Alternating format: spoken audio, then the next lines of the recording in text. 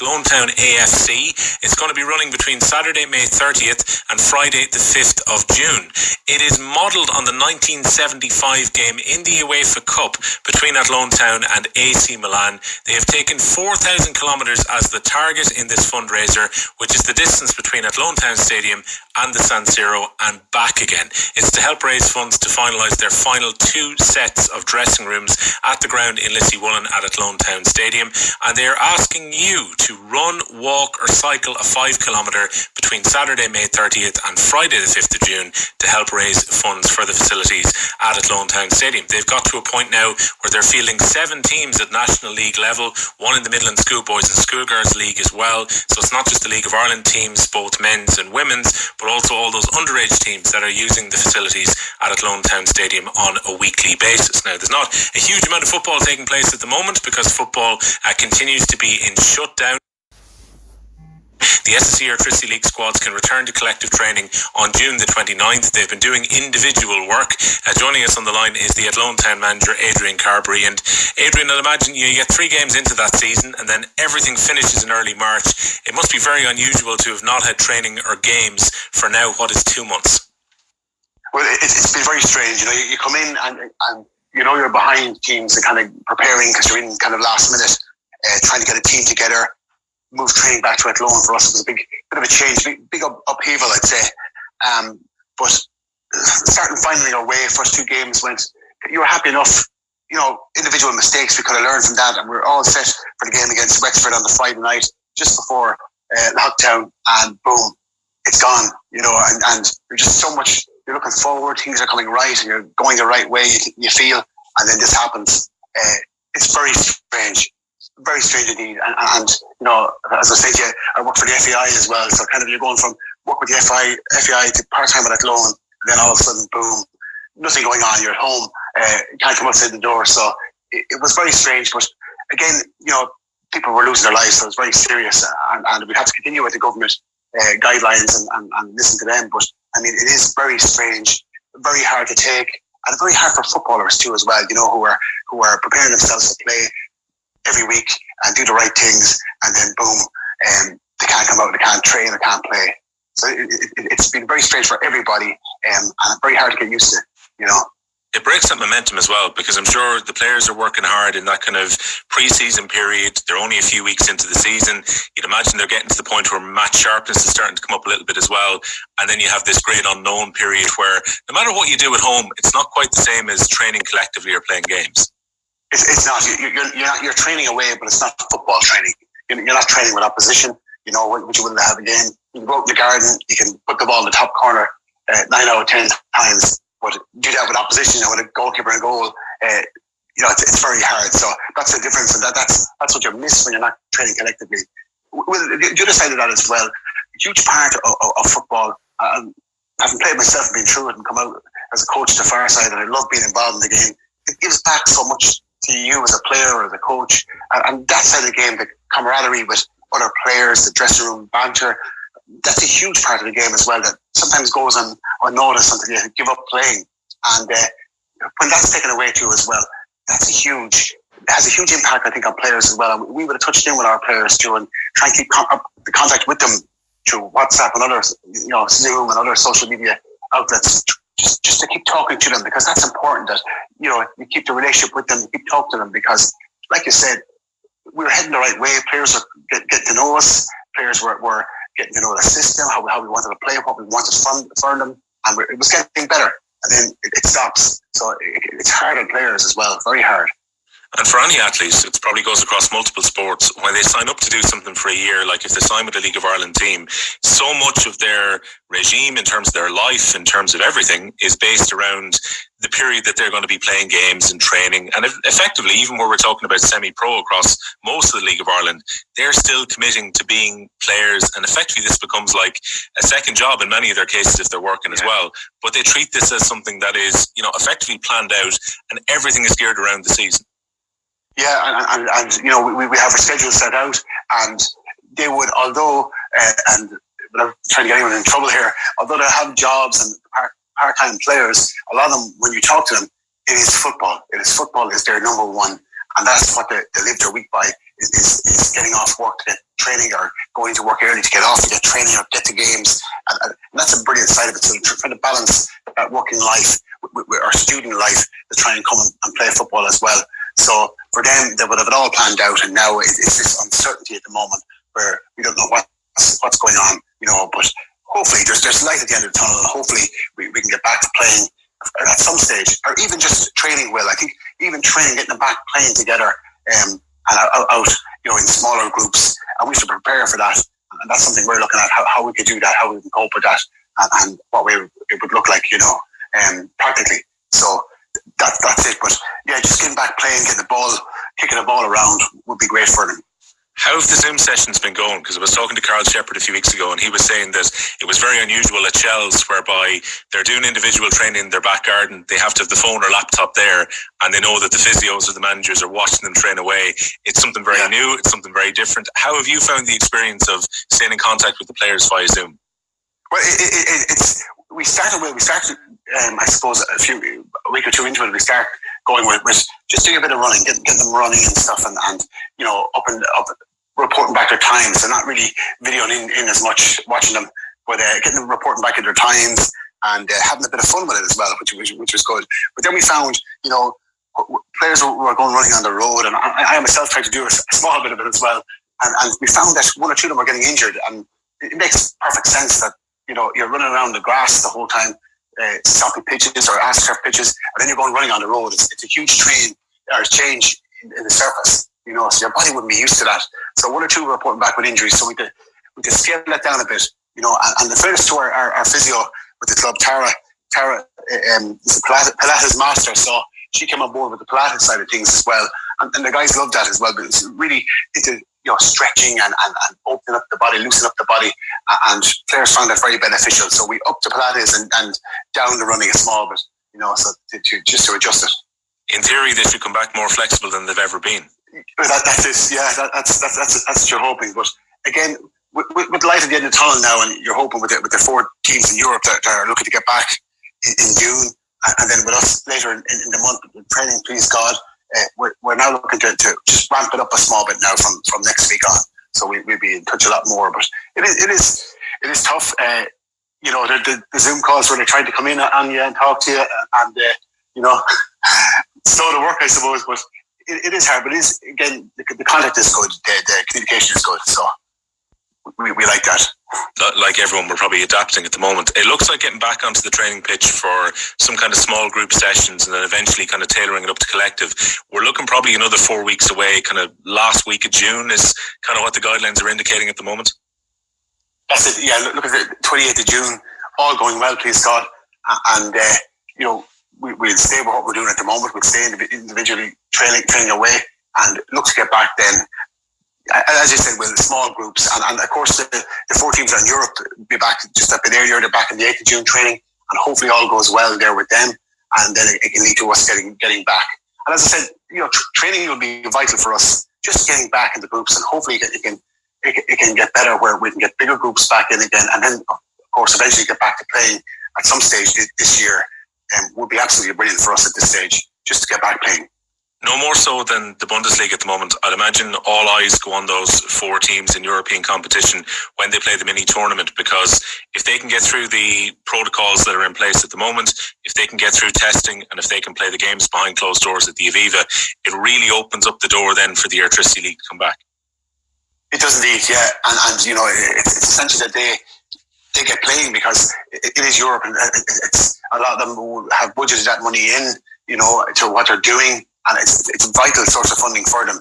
So it is vital that they get back playing, and hopefully all goes well, that they're able to get through it without anyone getting sick or any knock-on effects from it, and we can move forward.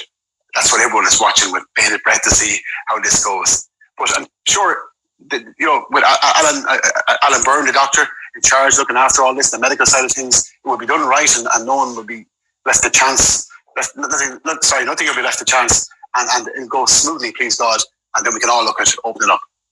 In terms of the finances for the clubs, I guess this is going to be an extremely testing period. We use the word unprecedented, but we get to a point whereby, in all likelihood, behind closed doors is what's going to happen for the rest of the season. Given that League of Ireland clubs don't have the benefit of a massive TV deal, given that sponsorships don't tend to be that big, and particularly in the first division, you're very reliant on your local sponsors as opposed to big multinational companies here. It's going to be a stretch, isn't it, for clubs to actually complete this season financially? It's going to be very hard. A lot of clubs would have collected money through season tickets already, and now they can't. Look at mass fixtures and what you do with that ticket money is probably already spent already. It's going to be very hard. The sponsors, as you said, it's small time compared to other clubs in the top divisions around Europe. It is small time. It's going to be very, very hard for clubs to go back from this or keep going without the revenue streams of the fans coming in the gate. You're just hoping that maybe live streaming or the betting companies that probably take a knock in a lot of situations could help us out maybe, and we could sell games or something live streaming that might help. But it's just we don't know where it's going to go. But a small club like us, we rely on local people, local help. We rely on the gates, of course, people coming in to watch, and local businesses as well. It's going to be very hard. You just don't know where we are now. I suppose our outlay wouldn't be as big as other clubs. We're lucky in that regard. We do own our own ground, and we can train there as well. We're not paying for training facilities. The costs are cut in that regard. But again, we have not just the senior team, we have other teams there. It is a costly expense for the club and for all the people involved who do a fantastic job. But we just don't know where it's going to go. We will need help from further afield, maybe FIFA, UEFA, but we just don't know. It is going to be very hard for all the clubs are in the same situation. Some might be renting grounds or facilities to train, and it's just a huge expense. And without those businesses, without people coming in the gate as well, which is huge in Ireland, it's a hard situation for them. We're not too bad in that regard, but you wonder with clubs. We've lost a few clubs over the years, and you wonder might that happen this time as well.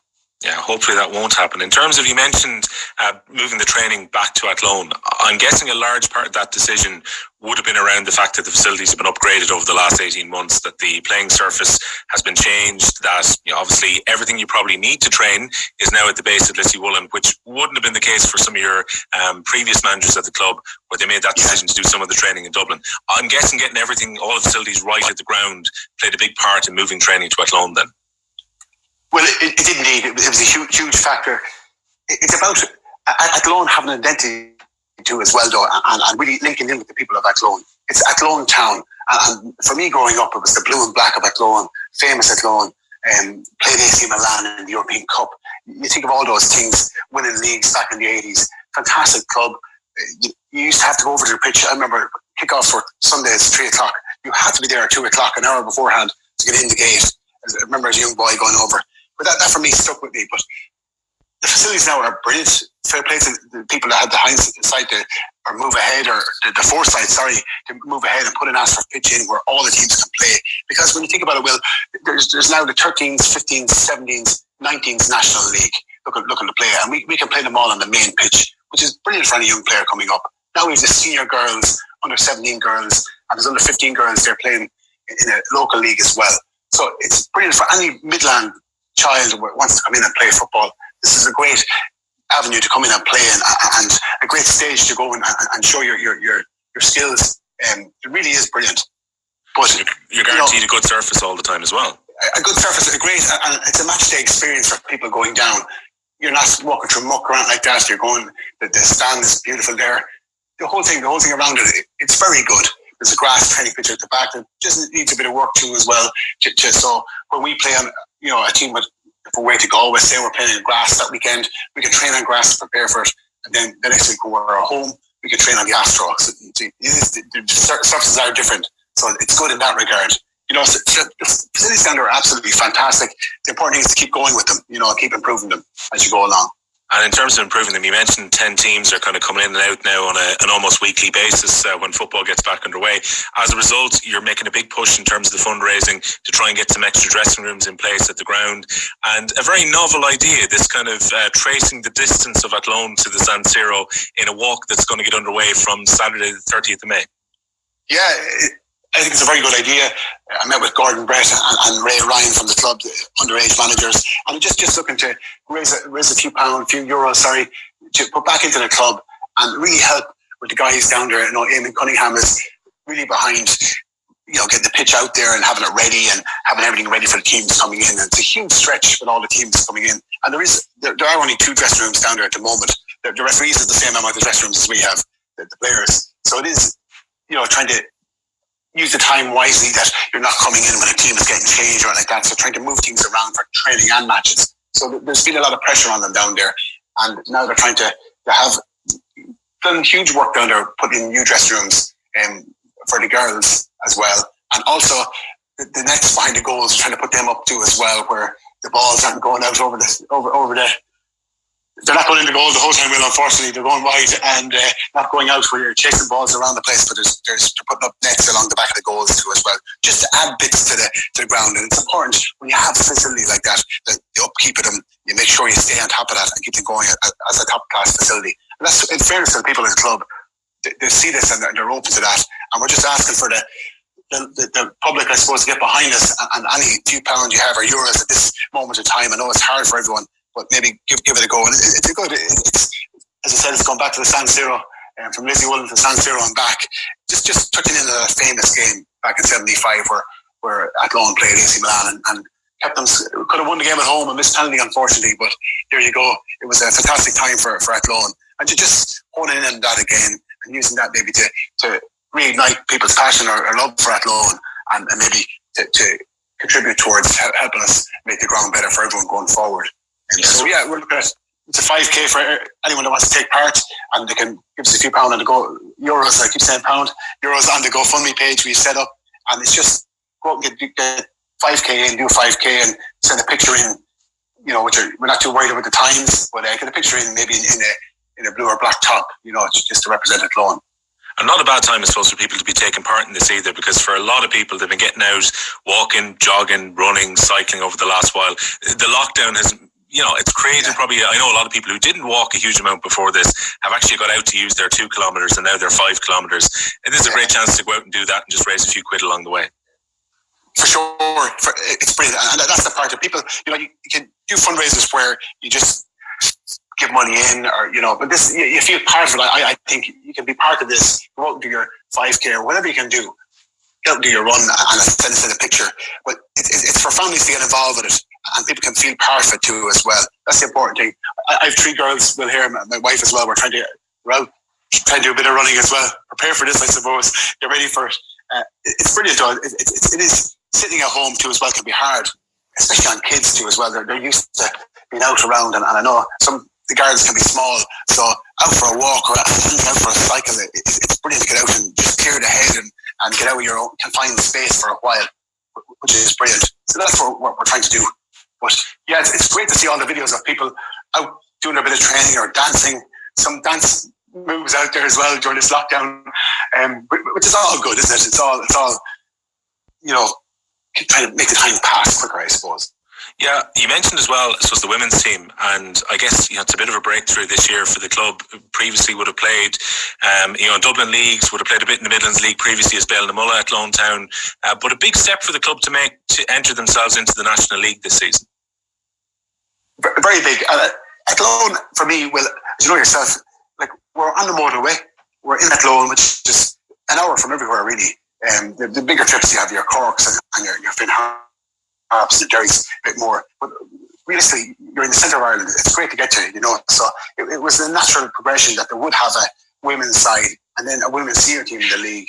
The league is fantastic. The senior women's league is great for girls to get playing. Some fantastic players out there, and I've been involved in the Irish Under-19 girls setup, so that's where I came from. I actually coached Castlebar in the Women's National League a couple of years back, so I know what the female side of the game is fantastic and growing rapidly. There's some fantastic players out there. Excuse me, but it's great for Athlone to get involved in that and provide football for women. But the National League is brilliant. There's now a pathway for girls to go through where they can get right to the top of their game, and then maybe go and play international football too as well. You've only had a chance to see your players in a handful of competitive games so far, but I'm interested in some of the players that you recruited in, because you come in, obviously there's that kind of scramble for signings ahead of the start of the season, but a few that kind of definitely stand out that I think will probably stand to you when the season gets back underway. Keeping Darren Meenan around must have been huge, first of all. I mean, given his experience, given all he's done at Dundalk, having him around the club must be huge. Darren Meenan for me is the ultimate professional. Great guy, great attitude. Never say die, but a quality player. Well, as you touched on, a fantastic experienced guy who's won cups, won medals, won leagues, been around the top clubs, played in Europe, scored in Europe. What a guy. But you can have these players, and we've all seen them where they come in and they're coming to the end of their career and they don't want to give back. Darren Meenan still has a lot to give the club in terms of playing, but in terms of his work with the younger lads, his attitude towards talking to younger players and helping younger players. Adam Lennon is one up and coming player, Jeremy Lennon's son, fantastic player, great prospects going forward. And Darren is helping this guy way more than I can help him. So it's just that while you're coaching him on different points, Darren is coming helping him through his experiences, and that is fantastic. To have a guy like that is absolutely invaluable. It's absolutely brilliant what he brings to the table. It hugely stood out as well when Joel Costrain ended up signing for the club as well. It was at Cork last season, would have played for Shamrock Rovers. I think that one probably raised a few eyebrows when you signed him. How are you able to bring in players of that quality? Because you're looking at an Ireland underage international just a few years ago. Yeah, and again, another fantastic player, 24 years of age. This guy should be playing the Premier Division with the top club, should be getting ready for Europe. But just, he just wants to get back playing. We came in and got him at the right time, and I got him through Decky Considine, who's in with me. Decky's in strength and conditioning with us. Decky works in the FEI as well. Decky's a fantastic guy, knows a lot of players, and been a great help to me. And really, we're doing this together. And Decky would have known Joel in Limerick, and Joel's just outside in Ballinanty there, and in County Clare. But Decky came across him and knew him and followed his career. And I would have talked to him an awful lot over the years. And just talking to Joel, he just wanted to come and play. He had to spend a bit of time off the pitch and just wanted to get back playing first and enjoying his football. And he's come down, he's worked hard in training, and when he's come to us and said that he really is enjoying, he's loving the banter with the lads, he's got on really well with the squad, which is absolutely fantastic. We're still a good few players short, but we're working that well, and we're working on it at the moment as well. There will be new faces when the transfer window opens, please God, and but Joel has been fantastic and just came back, and he's just just finding his feet, 2 games under his belt, and was ready to kick on and was showing great signs of improvement in fitness and everything else. And we're really excited about him going forward. And then obviously the shutdown comes. But look, he is great. He's a prospect, no doubt. And hanging on to him will be the hard part. That's going forward. Yeah, I mean, I suppose it's probably an unusual period because normally all focus would be on games at the moment. We'd have a few rounds of games to go before the break. When it comes to recruitment, I guess you've had a little bit of extra time maybe to have a look at players who aren't signed elsewhere, potentially to bring them in next month. But that's it. And some players would have left us and would have went away who were good servants of the club because of the change from, I suppose, Dublin to Athlone. And you have to understand that too as well. But we had talks with 1 or 2 about, maybe they've seen a change in their situation where they can actually travel now and come down and train. So they're looking at saying, although we didn't look good at the start, that they're saying, Jenny Mac, maybe it looks good here, we'll go down here. And it is taking shape, it's getting better, and we're delighted with it. We're making baby steps, but it's getting better. One of the probably more unusual stories in terms of recruitment for this season is probably Mahmoud Mansoureh, one of your forwards who comes in originally from Sierra Leone. I think a lot of people would have probably read the story a couple of months ago that he's in Sligo and then he finds himself coming down to play for Athlone Town. This is probably one of the more unusual signings you've made along the way. Yeah. Mahmoud came in through Jim Sheridan, who played with Sligo Rovers and played with Athlone Town. I played with Jim in Athlone, and Jim recommended him. Jim with no players. We brought him down for a trial because we're open to anyone coming in for a trial, but come in and have a look and see how it's up to them then. And Mahmoud came in and he was training with us, and he looked good, looked very sharp, very raw, but young and strong and very quick as well. So he came down there. He was in around the game against Pats. We played a pre-season game against Pats, and Mahmoud came on and scored in that game and did very well. So for us, it was a huge. The transfer window was coming to an end, and we had to make a decision on him. And it was just Will trying to fit him in because we have a small budget there. We've only expenses we can cover players at this moment in time. So it's trying to look after and move a few pound or euros we could give him for travel. Could that cover him? He's coming from Sligo. It was a hard one, but he decided to undertake the journey of getting up for training and trying to get up for matches. So we did sign him, and like, this guy deserves a chance. He's raw. He won't make the first team for a while yet, but he's on the right road, and it's brilliant that who comes in from a war-torn country and comes in where he's not sure of his future, comes into Ireland and gets a chance, and is offered a chance and gets it and takes it. So we're delighted to have him on board. It's brilliant. He can't make all the sessions yet. He's trying to get a change to Athlone, and that might be coming in the not too distant future, and that would be great for him. Make it easier on him. Not travelling out of it, so it'd be an Athlone rather than down in Sligo. So that's what you're hoping. But yeah, we're open to bringing players in. Once they're good enough for us, we don't mind where they're from, to come in and they can play for Athlone. And he's enjoying it too as well. Get to know the lads. It's been brilliant for him. And by the sound of it, I know obviously the budgets are pretty small, and probably everyone's going to be very careful, particularly with the way this season has gone. But it sounds to me that the board in Athlone are giving you a backing to get those players you feel you need to flesh out the squad a bit. Yeah, well, this is hopefully the start of it. This is the start, and hopefully I'm around for a couple of years more. But we're going to build on it, and we have a fantastic underage team there. As I said to you, with the underage leagues coming up, these players are coming through. Local players are coming up, and we have these players coming through. We won't have an all-local team. It'll be very hard to do that, but we will have as many locals as we can get there. And when I mean local, it's right around the Midland area, and we'll put them in with experienced players, and that's how you bring them on. And we're looking at improving year on year here now, and really pushing up, and that's the way to go. And people that play to be proud to play for Athlone, and that's what we have. Young players at the moment are interested in playing for Athlone and want to do well, and it's going well at the moment. And I can only say getting better, but it is the start. It is going to be baby steps, especially with other clubs and what they can offer too as well. So it's going to be baby steps for us, but we're looking forward to it. And that's we're in myself and Declan is to improve players and try and play football. That's what we're doing. And I guess, trying to build that connection with the town is important as well. Like, without wanting to sugarcoat it, there was a disconnect with some supporters over the last 2 years. There have been arguments along the way. There's been protests outside the ground. The last thing is what you want is that happening during your reign. You want to try and get people in. And between the fundraiser and trying to get some local lads involved, I guess that's part of building that relationship back with people around the town and the wider area around Athlone as well. Definitely. And you could say, as a manager, you just want to focus, or a head coach, I suppose they call me, and you want to focus on the team and not be worried in other things or political things that go on. But you are aware of all that. You're aware of how the club went through a horrendous period there where people came in that weren't involved in football at all, but involved in other stuff. And that was very hard for the club. And there were innocent victims in that. But it was hard, and the name was black in the small bit. I'm just trying to build that up again. But yeah, for me, looking at it, Athlone Town, League and Cup winners, playing in Europe, fantastic players here. That's what I remember at Athlone, and it's important to try and get back to that. And we can get back to that, and we're on the road to it. And having the facilities like they have now at the moment really is a huge stepping stone towards that. If you look around the other clubs, they don't have the same facilities as us. They don't have their own training ground, and a lot of clubs, we have other teams looking to train in our ground because they don't have the facilities we have. So it's absolutely brilliant. We have a great starting stone, I suppose, and we just need to build on that. But we do need, you're dead right, we do need the local people to, maybe get over if they can. I'm just saying, we're down there, we're looking for support. If you can see it, come down and have a look at the game.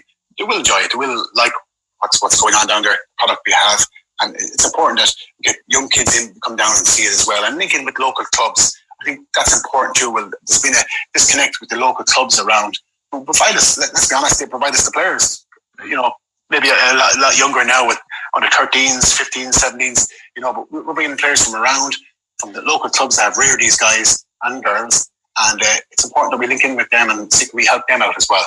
So you're building up a connect with everyone around, from businesses to clubs to the normal fan, so that's what we're trying to do. Well, you'd be hoping the fans will walk that 4,000 kilometres or so between Saturday, May 30th, Friday, June the 5th, so over a week-long period. The GoFundMe, if you look for Athlone Town AFC to San Siro, or check out Athlone Town AFC's social media pages, you'll spot the GoFundMe details for that.